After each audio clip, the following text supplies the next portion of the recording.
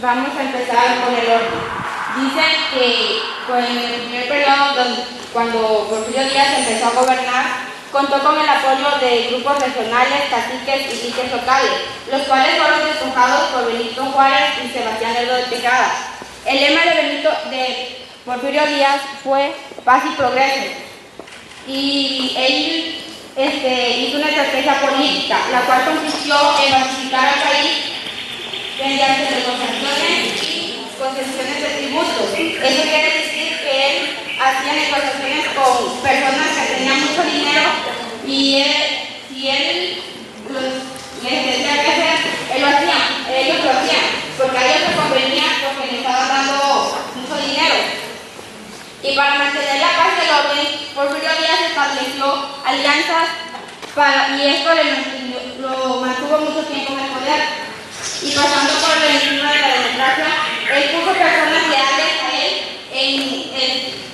en puestos de gobernadores de los países, para así ellos que mantuvieran la paz en todo el país y él se sintiera más seguro de que lo estuvieran ayudando y para no sentirse presionado de que lo estuvieran presionando. Utilizó también como bandera la Constitución política promulgada en 1858, la cual él no respetó y solo hacía lo que le convenía. Y también en eso hizo modificaciones a la Constitución y quitó el lema de Benito Juárez, que fue la no reelección, y esto le ayudó a él para que se mantuviera 30 años en el poder. Y además en eso la Iglesia no respetó las normas constitucionales, lo cual lo ayudó para que la Iglesia recuperara el tiempo perdido para hacer sus festividades y tener relación con el gobierno. Y además la Iglesia también ayudó un poco en la educación. También él estableció un régimen dictatorial. Esto quiere decir que solo el presidente tomaba decisiones respecto a lo que pasaba en el país y él no aceptaba que le dijeran lo que él tenía que hacer. Él simplemente hacía lo que le convenía y lo que quería. También estableció sus propias leyes, pero tampoco las respetó porque no le convenían a él ni a todos. Además, también lo caracterizaban el autoritarismo y el centralismo. Eso quiere decir que el poder legislativo y judicial estaban encargados del poder ejecutivo. Pero con el paso del tiempo, él fue envejeciendo y también todos sus ayudantes también, y poco a poco ellos fueron muriendo. Y por un tiempo Porfirio Díaz se sintió un poco solo, ya que todos sus compañeros estaban muriendo. Los militares, científicos y liberales no se hicieron esperar, ya que tenían la inquietud de saber qué no iba a suceder cuando él muriera. Y en 1904 se creó el puesto de vicepresidente, quien era el sucesor quien sería el presidente. Por ejemplo, si el presidente moría, se tenía que estar el vicepresidente.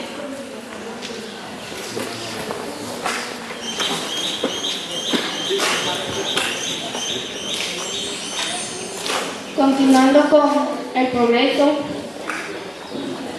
la quiebra de la deuda externa en 1867. Esta se debió desde que México se volvió un país independiente. Después siguieron los ministros de Hacienda, quienes ellos implementaron la reducción de gastos públicos, los gastos, la administración, entre otros.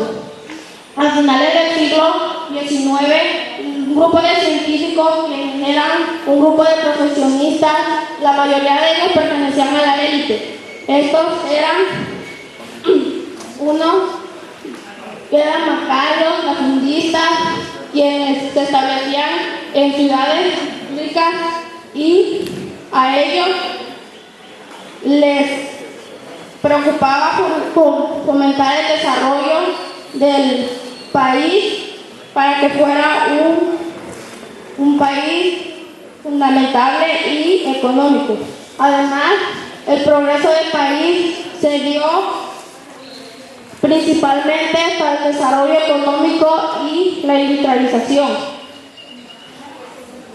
La inversión extranjera se dio en los ferrocarriles, la minería y el petróleo.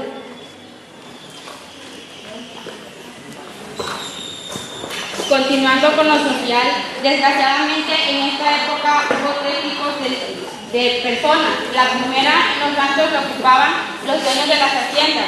El segundo lo ocupaban los dueños de pequeños ranchos. Y el tercero, peones campesinos que vivían o trabajaban ahí en los ranchos o haciendas. En las ciudades, el primer lugar lo tenían los élites, quien eran los que tenían mucho dinero y quien eran bancarios, funcionarios públicos, latifundistas, entre otros. El segundo nivel lo ocupaban los profesionales, doctores, maestros, arquitectos. El tercer nivel, desgraciadamente, lo ocupaban obreros y trabajadores asalariados, sirvientes y artesanos, los cuales fueron maltratados, no les pagaban bien, trabajaban de 12 a 14 horas y a ellos les pasaba algún accidente, no tenían quienes se protegieran. Además, sí, ellos sí tenían derechos, pero no tenían leyes quienes los defendieran a ellos. Además, no tenían derecho a hacer huelga, ya que si lo hacían, los metían presos, les quitaban el trabajo y como ellos se mantenían simplemente del salario poco que les daban, no tenían cómo mantener a su familia. Además, ellos los obligaban a comprar cosas en las tiendas de rayas, las cuales los precios eran muy altos y con el poco salario que les daban no les alcanzaba, lo cual les endeudaban más y al otro salario que les daban les descontaban lo que debían y no cubrían todo lo que debían y quedaban más endeudados de lo que estaban. Además, eran despedidos injustamente. Además, ellos formaron un grupo social, los cuales fueron los que trajeron el progreso al país, porque gracias a ellos, todo lo que hacían, lo hacían ellos. Y simplemente la élite cobraba el dinero que a ellos les pertenecía, porque ellos hacían todo el trabajo. Y simplemente los de la élite les pagaban poco, una miseria y no les alcanzaba.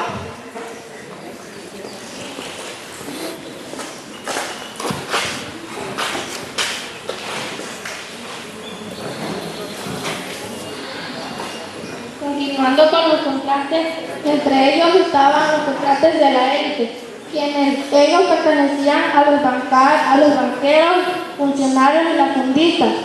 Ellos, al llegar a un país, dejaban a su administración a propietarios como mineros, extranjeros o mexicanos. Ellos se los dejaban porque los obligaban, porque ellos vivían en condiciones de explotación, los que no tenían dinero. Además, surgieron los conflictos mineros en el año de 1906. Estos, al igual que los trabajadores, en represión en contra, en 1908 se unieron con los conflictos mineros porque ellos no estaban de acuerdo con lo que el porfiriato hacía.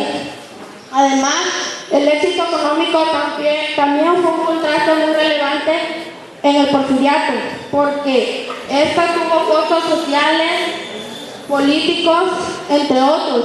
Además, el porfiriato, otro de los contrastes muy importantes del porfiriato y sus relaciones que tenía con el exterior extranjero, principalmente con el gobierno estadounidense.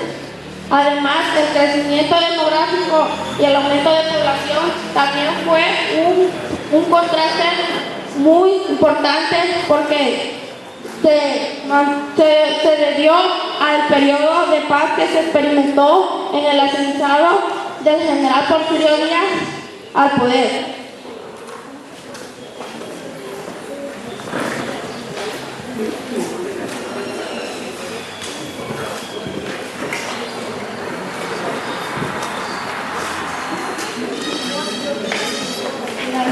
La decadencia del porfiriato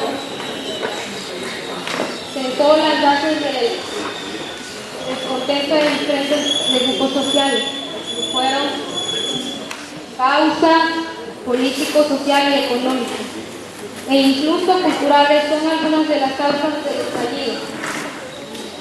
A las instituciones fueron distintos grupos las que participaron en el movimiento. Estos grupos fueron formadores y obreros del norte, campesinos, indígenas del centro y clases medias, principalmente lo que inició de la insurrección maderista, lo que fue la lucha armada de que estalló después de que Porfirio Díaz se religió en 1910. El 20 de noviembre de 1910, de acuerdo con el plan de San Luis, Madero y sus seguidores peleaban por la restitución del orden legal. Las rebeliones contra el gobierno maderista fueron que sus gobiernos se enfrentó a otros conflictos a no erradicarse.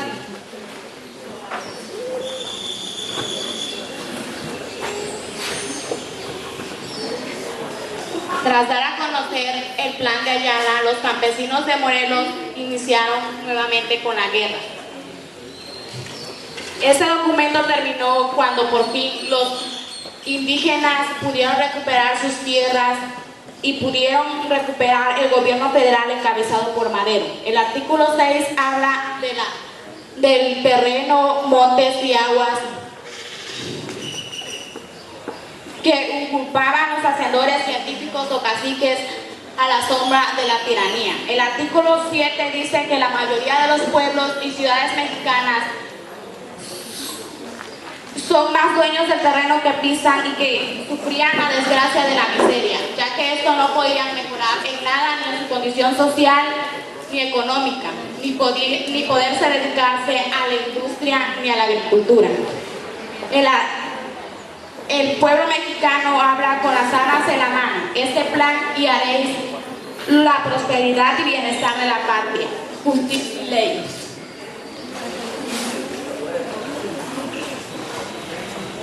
Y para concluir, les voy a hacer un pequeño resumen de todo lo que les dijimos. En el porfiriato hubo muchos avances en todo el país, en económico, social, cultural, industrial, pero hubo una cosa muy importante, que los campesinos no estuvieron de acuerdo porque los ricos tenían más poder que los pobres, porque a ellos les daban todo el dinero, ellos se mataban trabajando, les pagaban poco y ellos no estuvieron de acuerdo y formaron la revolución. Esta se dio gracias al porfiriato y ellos ganaron. Y de ahí escogieron a su presidente, que fue Francisco I. Madero. Y también les quiero decir una cosa importante, también en la sociedad desgraciadamente hay tres poderes y tres tipos de personas, las que tienen más dinero y las que tienen poco, los cuales se dan fácil a ver. También hay presidentes que se quieren reelegir y lo hacen. También no existe la democracia porque los que son candidatos a presidentes les dan cosas a los ciudadanos, lo cual no debe de ser, y no se está aplicando simplemente la democracia.